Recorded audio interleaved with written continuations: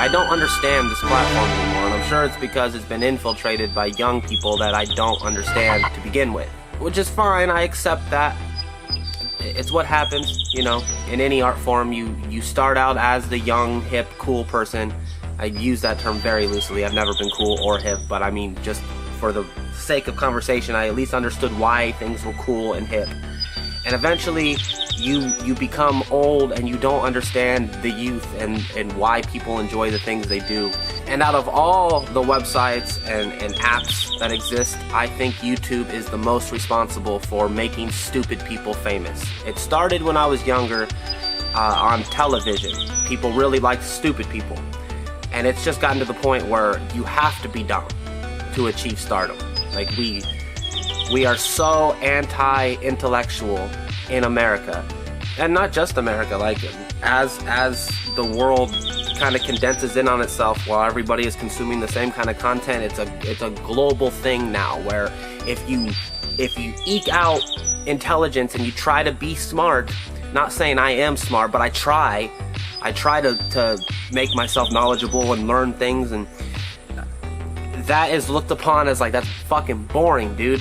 You're pretentious as fuck because you're using words that have more than 3 syllables. You don't have a catchphrase. Hey Cody, it's Knives Monroe, and I'm watching your video, What to Do When You Lose Your Audience. Now, I hit the bell, I subscribe to your notifications, so best believe that when you upload something, I'm one of those weirdos that sees it in the first 2 minutes. And I wanted to make a response video to this video. A, because I see a lot of myself in you, and maybe, you know, it's one of those chicken and the egg situations. I don't know what happened first. I don't know if I had a lot in common with you, or if you were one of those artists that informed a lot in me and was part of my cultural identity, and I just I just took a lot from you. I don't know which one is which or which one came first, but either way, here we are. And you were talking about your audience, and here's just a little clip that I'm gonna play that stuck to me.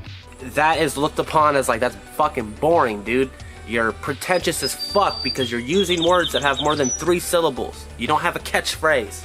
About being pretentious as fuck, and about the intelligentsia of YouTube and all that, and kind of being celebrated for it. One thing that I want to highlight, and I'd love to talk about this in more depth one day, is kind of like, who gives a shit?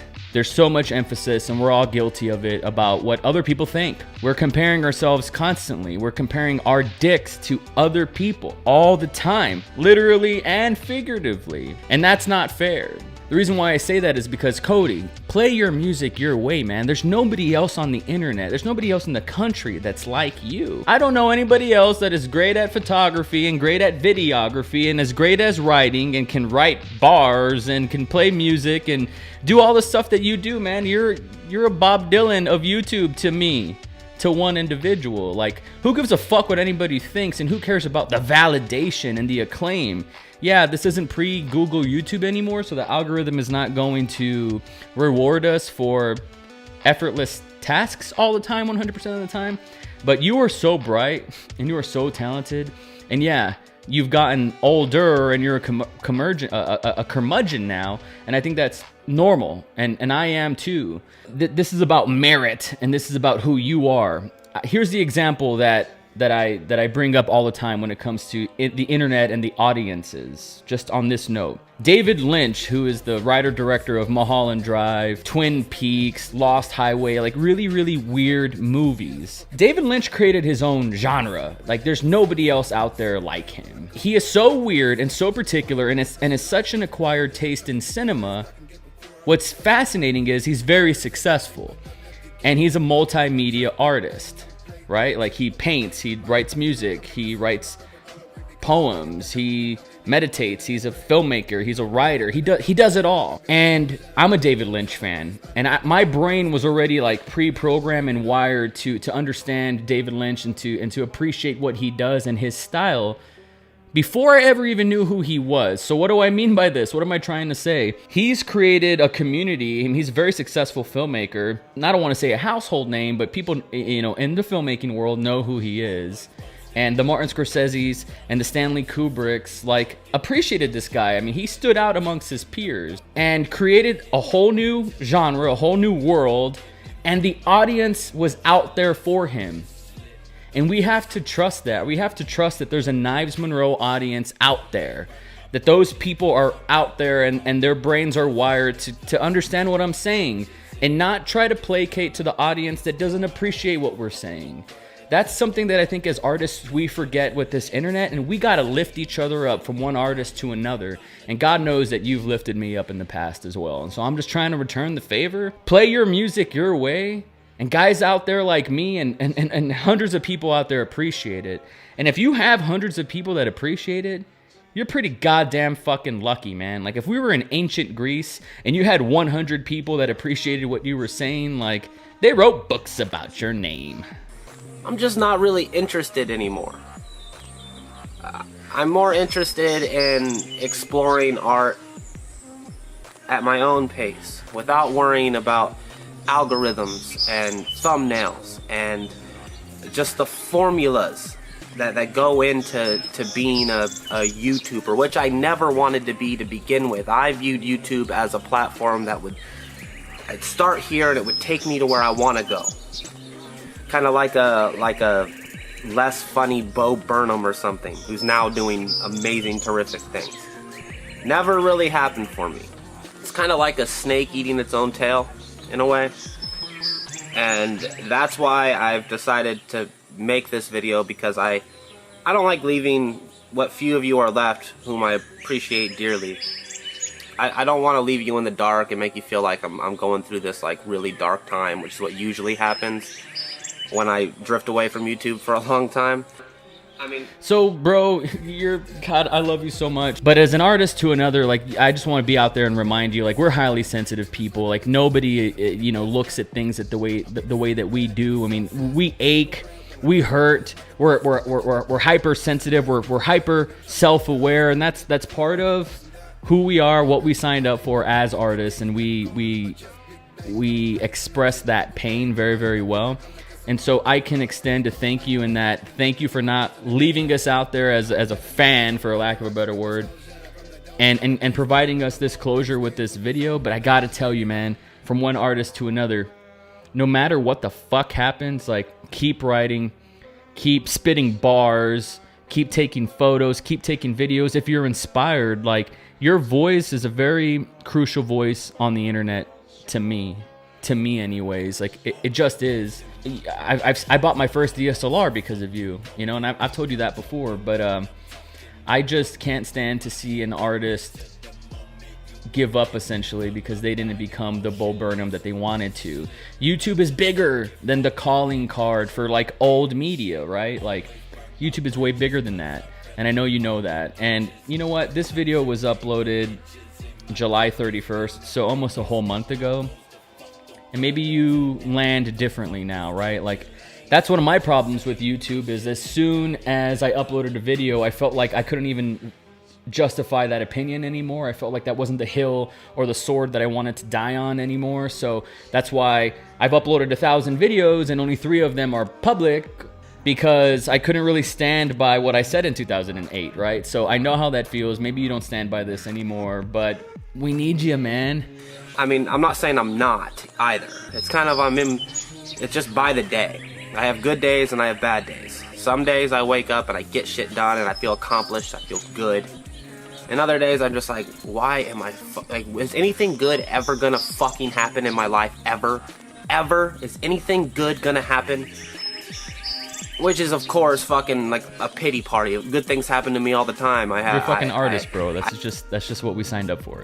It's part of, it's just the type of brains that we have, man. We bleed so much, and it's normal for us. It's completely normal for us to say, what are we doing this for again? What the fuck does this all mean? I have people in my life that genuinely love me. I'm not lonely at all. In fact, I would argue the opposite. There's too much. Too many people are interested in what I'm doing and talking to me a lot of the time, which is different. I have more friends now than I ever have in my life, and I honestly don't know what to do with them all.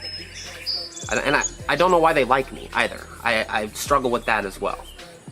Just, I've reached my 30s, which is where if you're usually struggling things begin to see why people like you, it's because you're struggling to see why you would even like yourself, right? Like this whole, and I've been meaning to make videos about this, and it feels like I'll have to make 30 videos about this to articulate my entire thing, which is why I do podcasts in general, for that stream of consciousness. But quite frankly, like, this whole game is a self-esteem game. There's no success, there's no paycheck, there's nothing that can fill that hole if we don't feel great about ourselves. This whole game is a self-esteem game. How do we know when a project is finished? How do we know when we got a job well done? Unless we feel good about it, right? And we have to feel good about it first before we can ever even accept a compliment, right? You start to realize things about yourself, like, this works for me, this doesn't. You start to learn what you're about, like, that's what your 20s are supposed to be. I think that never happened for me either. Every year I seem to get less confident about who I am and what I like. When I think about myself and who I am, I largely feel like I'm a character. Every person sees this character in a different way, and they pick and pull what they like about that character, but I don't think many people really know who I am. And it's not because I'm some complex, deep person. It's just because I don't know who I am at all. No fucking idea anymore. There are days where I wake up and I never want to touch a camera again. It happens. I never want to pick up a pencil and write anything. I look at people with other skill sets, like electricians and plumbers and people that paint cars or put sliding glass doors on houses. I look at them with envy a lot of the time, because those are skill sets that I wish I possessed that I just don't. And I'd like to be more well-rounded as an individual, as a human being. I'd like to have more skill sets than I have. The grass is always greener on the other side. I mean, I feel this way too. Sometimes, you know, our game is just so subjective, and it's so subject to other people's perceptions, interpretations, and opinions, that sometimes it feels like it would be just better to be a mathematician and say, here it is, here's all it can be, this is an objective, absolute, we can't refute this, this is what it is. And it just seems like maybe there's like this burden that's lifted because you have a measurable truth to present to another person and say, here, do something with this. But as an artist, you know, we swim in the pool of complete subjectivity and experience, and so the grass is always greener on the other side. If you were that engineer from Yale or something, you would see a National Geographic photo and think, wow, it would be nice to be able to travel and do things like that and get paid to take pretty photos of beautiful women and stuff like that. That would be amazing. I'd prefer to do that. Oh, I know where you are, man. And it's normal. There's an episode of Donald Glover's Atlanta, I believe it's season 2, episode 1, called Alligator Man. I have it pulled up right here, where Cat Williams plays his uncle. And he tells Donald Glover, his name's Ern in the show, and if you don't want to end up like me, get rid of that chip on your shoulder shit. It's not worth the time. And I don't know if I agree with that, man. Like, I love the chip on the shoulder. I love the fact that, you know, my ex-girlfriend from 15 years ago told me I would never make it. I would never be a filmmaker. I don't have what it takes. I love the fact that people that I grew up in school with laughed at me, mocked me, and told me, you want to be a filmmaker? You're going to go to LA and try to make it? But then look at what happened with the culture. Now everybody wants to be famous. Everybody's on TikTok or Vine. Everybody wants to be a YouTuber. Everybody wants the skill set that I have, that I spent a decade and a half cultivating and building and sculpting and shaping and just investing all my time and money and resources and sacrifices in. People want that now. It became cool, but it wasn't fucking cool in 2004. You know that as well. That chip on the shoulder, like, is everything. Don't lose that, because the day you lose that, you lose the honey, man. You lose the juice. Like, you lose the nectar, the nucleus of creativity, like where the magic is, man. Like, as soon as you lose that, I really believe that. The chip on the shoulder, like the proving things wrong. Like, I can even take it a step further with my father. This guy was a bum. This guy was a hack. And I knew growing up that I was never going to be a piece of shit dad that was going to abandon his kids like he did with me and 3 marriages, right? Like, I just knew I wasn't going to be that guy. And I look at the type of father that I am today, and I'm a damn fine father. Like, I love who I am, and I love my relationship with my kids. That's the one part of my life. My family life is the best part of my life. That's the one part of my life that I have complete satisfaction, content, and peace with. It's the art side of things that drives me so crazy, right? But that's a great problem to have, and that's a first world problem. But that chip on the shoulder to prove my fucking father wrong and shove it up his ass, that chip on the shoulder to tell my ex-girlfriend, hey, I made a movie and I'm a success and I've made a living with art money. I'm in a creative middle class now because I never gave up on my fucking dreams and lived the straight life and had to go to college and live a life that was not designed for me because my parents or somebody else told me to. No, I designed my own life. That chip on the shoulder, that's an engine for creativity, and that's something that I don't think you should lose sight on. Hold on to that shit. I don't care if it's a bad look. Like, you talk about the LeBron James and you talk about the Tom Brady's and the athletes that can shove it up other people's asses and say, I got 5 rings, motherfucker. Like, I am the greatest quarterback of all time. That's that chip on the shoulder shit. You don't think LeBron James got that chip on the shoulder? You don't think he's, being constantly compared and scrutinized by the media about not being the next Michael Jordan or the next Kobe Bryant or the next, Wilt Chamberlain? I don't know. I don't watch basketball, but of course, the comparison is like the worst form of self-harm that you can do to yourself. It's a form of violence that you do to yourself when you compare yourself to other peers. That's part of the game, man, and that's part of the engines. Like, I say fucking use that shit, man. Like, use it. And I'm sure a lot of those people look at me now at 30 and they think, man, I really thought you were going to do something and you never did. And now I don't even know what it is I'd want to do. I don't know if I ever have. I realize that the title of this video is What to Do When You Lose an Audience, which is a total farce because the truth is, I don't know. I don't know what to do. I don't want to talk to a camera. I feel like I'm better at telling stories when I'm writing it down. I have no real desire to be a YouTuber at all. But at this point, I wouldn't even be picky about it. I just want to be successful. And I'm either doing something wrong. Like, there's 2 options here. I'm either doing something wrong, and I actually am talented. I actually am good at what I do. And I'm just not figuring out how to apply it in a way that will bring me success. Or, and this is terrifying to me, I'm just fucking average.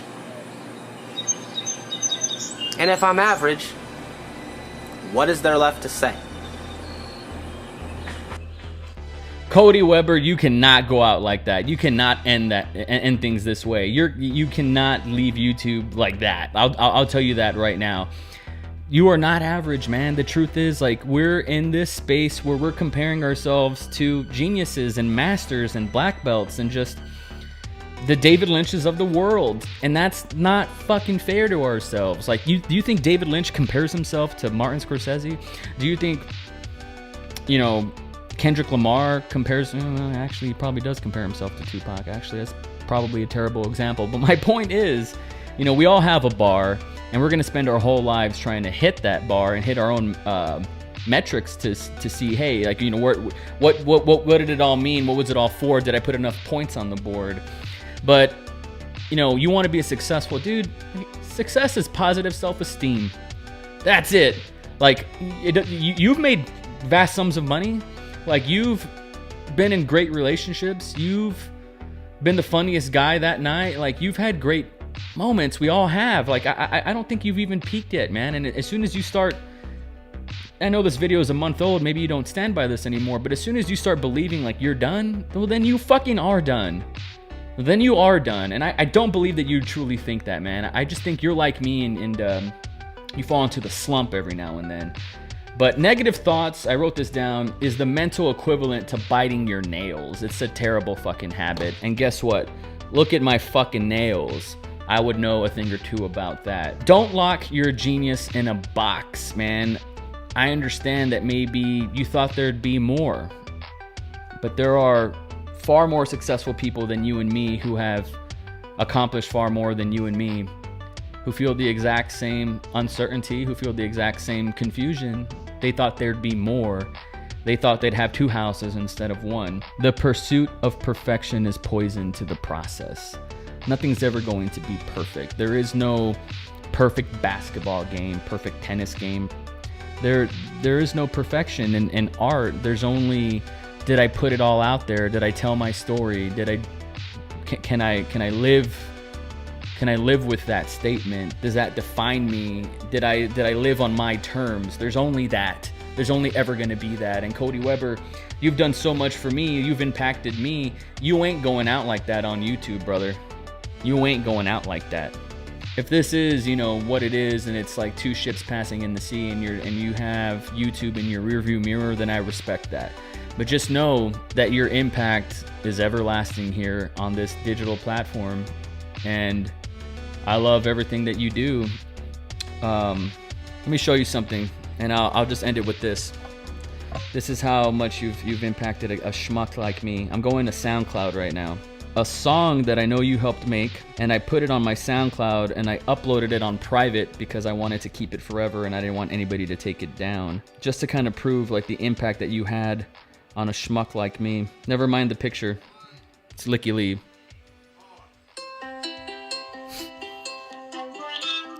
This is probably making you cringe and you hate it, and this is way too personal. Like, this is way too personal for YouTube. But I need you, man. I need you to keep making art.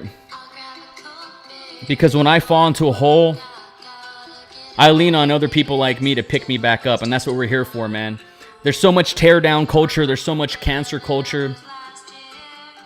We got to lift each other up, because if we don't do it, no one's going to do it for us.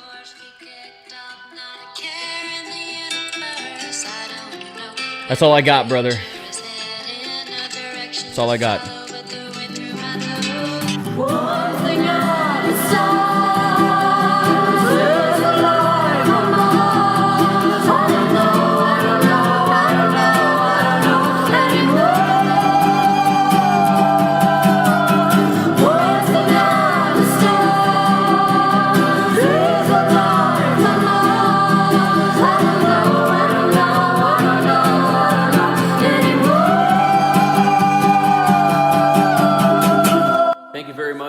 Watching this video. If you made it to the end, please leave me a comment down below and tell me what I can do to be better. Tell me what kind of stuff you want to see from me.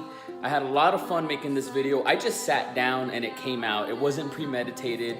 I recorded it, cut it, mixed it, uploaded it all within 2-3 hours.